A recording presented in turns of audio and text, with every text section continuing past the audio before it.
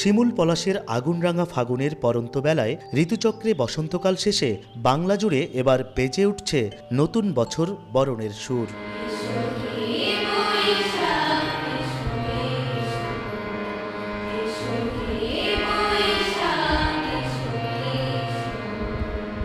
জিইউকে residential model school and কলেজের মতো সরকারি বেসরকারি বিভিন্ন প্রতিষ্ঠানে বর্ষবরণের প্রস্তুতি প্রায় শেষ। বছরের প্রথম দিনের আয়োজনকে বর্ণিল করতে রং তুলিতেও শেষ আঁচড় দিতে ব্যস্ত আয়োজকরা। সবুজে ঘেরা এমন গ্রামগুলোই ছিল বর্ষবরণ উদযাপনের প্রাণ। এখনও কি পহেলা বৈশাখে মেতে ওঠে গ্রাম? কাঠের বাক্সে তুলে রাখা সব কাপড় রোদে দিয়ে নতুন বছরের প্রলেপ দেওয়ার দৃশ্য চোখে পড়ল না গ্রামে। খড় বিছানো জ্যোৎস্না রাতে কিষান কিষানি আবাল বৃদ্ধের মজমা আর নানান কিচ্ছা কাহিনীর সাথে জারি সারি বাউল ভাটিয়ালির সুর বাদ পড়েছে আয়োজন থেকে।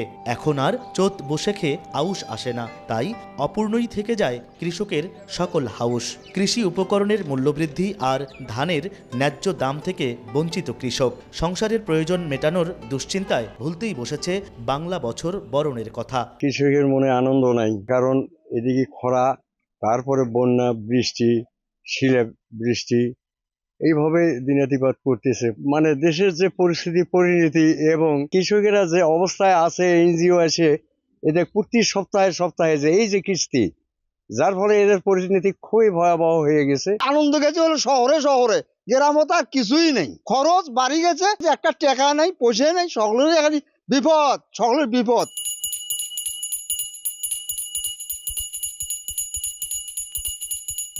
গাইবান্ধা সদরের ঠাকুরবাড়ির মতো গ্রাম শহরের হিন্দু পাড়াগুলো ঝিমিয়ে পড়েছে এখন। তাদের রীতিনীতিও বদলে যাচ্ছে দিন দিন। বর্ষবরণের আয়োজন আর মেলা উপলক্ষে কুটুমদের বাড়িতে মই মুরগি পাঠানোর রেওয়াজ উঠেই গেছে প্রায়। সেই সাথে চড়ক পূজার মতো খেলাধুলা আর আনন্দ বিনোদনও হয় না তেমন। বর্ষবরণকে আমরা পূজা অর্চনার মাধ্যমে, আমরা হিন্দু সম্প্রদায় যারা, আমরা সবাই হয়তো পূজা অর্চনা করিয়া ঘরে ঘরে খাওয়া দাওয়ার ধুমধাম, কিন্তু এখন তো সেগুলা নাই, এখন সব হয়ে গেছে উল্টা। যেভাবেই হোক কালের পরিবর্তনে যাতে হারিয়ে নেওয়া যায়, আমাদের এই সংস্কৃতিকে ধরে রাখার জন্য যার অবস্থান থাকি, সেজন্য এটাকে রক্ষা করার জন্য সচেষ্ট হয়, এটাই আমার উদাত্ত আহ্বান থাকবে।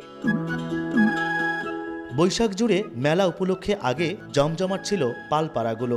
হাটখোলা বটতলায় এখন আর তেমন মেলা বসে না। মেলার সংখ্যা কমে যাওয়ার সঙ্গে সঙ্গে মাটির তৈরি তৈজসপত্র, খেলনা সামগ্রীর চাহিদা কমে যাওয়ায় ভেঙে পড়েছে পালদের বৈশাখী অর্থনীতি।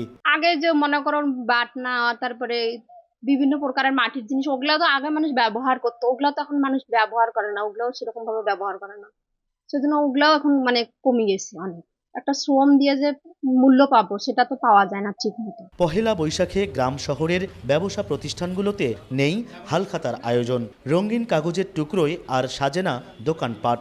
মহাজনী ব্যবসায়ীরা বলছেন বাকির খাতায় বিশ্বাস কমেছে। এখন মহাজন নিজেই মালপত্র পাঠায় গ্রামে গ্রামে। সপ্তাহের টাকা সপ্তাহে উঠে আসে, আর হালখাতা হলেও দোকান থেকে তা চলে গেছে কমিউনিটি সেন্টারে। মিষ্টির জায়গা দখল করেছে পোলাও, মাংস, বিরিয়ানি। আর সপ্তাহে একটা বাকি দেয়, যে আগের টাকা দিবে, দিয়ে এই পরের গাড়ি মালটা তুমি নিবে, আবার পরের সপ্তাহে যে আগের টাকা দিয়ে পরে আরেক গাড়ি মাল নেবে। এই রুলিং এর মধ্যে এখন রাখা দেওয়া আছে। এই জন্য কতগুলো মানুষ আর হালখাতা করে না, আর যারা করে চৈত্র মাসে টাকা টুকুর অভাবের কারণে বাকি যারা হবে তারা জ্যৈষ্ঠ মাস বৈশাখ মাসে এখন করে। দোকানে এখন মিষ্টি খাওয়া হয় না, এখন ওই ভালো গরু খাসি দিয়ে পোলা মাংস বিরিয়ানি খাওয়ার লাগে, সেটা কমিউনিটি সেন্টারে যায় এখন হয়ে যায়। হিসাব আগে ক্লোজ করে বা পরে করে খাওয়া দাওয়ার অনুষ্ঠানে কমিউনিটি সেন্টারে চলে যায়। সময়ের পরিক্রমায় গ্রামীণ ঐতিহ্য থেকে ধীরে ধীরে আধুনিক নাগরিক উৎসবে রূপ নিচ্ছে বর্ষবরণের আয়োজন।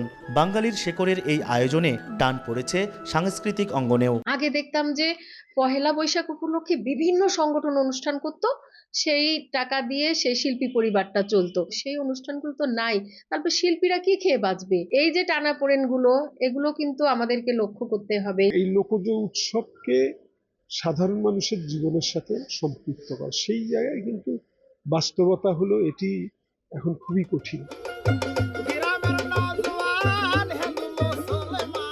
অনুষ্ঠান আয়োজনের সঙ্গে কমেছে শিল্পীদের মূল্যায়ন। পেটের চিন্তায় সময় ব্যয় করতে গিয়ে ক্রমেই ভাটা পড়ছে এমন উৎসব আয়োজনে।